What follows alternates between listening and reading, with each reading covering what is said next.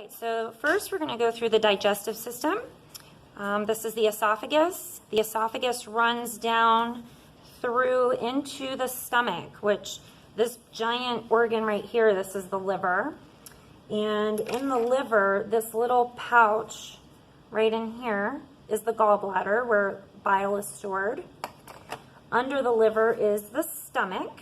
So here's the stomach right here. And one of the things you notice when you open up the abdominal cavity is this. This is called the greater omentum. The greater omentum is like a curtain of disgusting fat, and it kind of cushions the organs and it protects them. So we can move that out of the way. This over here, this is the spleen, not part of the digestive system. It's actually part of the immune system and the lymphatic system. This little kind of thin piece right here, this is the pancreas. It's kind of unassuming, but it's very important. Okay, so this is the pancreas that sits right behind the stomach. Leaving the stomach, so if this is the stomach, the first part of the small intestine right here, this is the duodenum. The duodenum kind of runs into the jejunum, which you can see that the intestines are definitely kind of a mess here, but all of this is jejunum. And then the last part of the intestine, right before you hit the large intestine, is the ileum right here. And then this is the large intestine. Now with the small intestine, you'll notice all of this webbing here. This is all mesentery. Mesentery is a way for these blood vessels to be anchored in place so that any nutrients that leave the small intestine can enter into the bloodstream.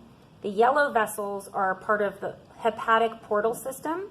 The hepatic portal system sends those nutrients and blood to the liver so that it can be filtered and then sent out to the rest of the body. After we leave the small intestine, where are we? Here we go. After we leave the small intestine right here, we're going to enter the large intestine. So the large intestine goes up the ascending colon, across the transverse colon, down into the descending colon, and then of course rectum and then anus is the exit. So that's the digestive system. Now under the digestive system, we also have the urinary system, which there's not much to that. You have kidneys, 2 on either side, that sit on the back wall of the body. So here's a kidney. Connected to the kidney is the ureter, which is this really thin tube right here. Ureter connects the kidney to the urinary bladder right here. This basically allows for any urine to travel from the kidney into the bladder. So this is the urinary bladder. And then the urethra, which is kind of down further, is the exit from the bladder.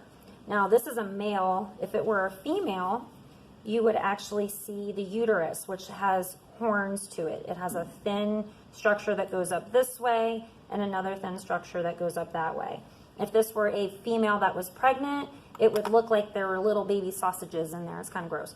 But this being a male, and it is a non-neutered male, obviously the testicles are going to be outside of the body right here. And that's it.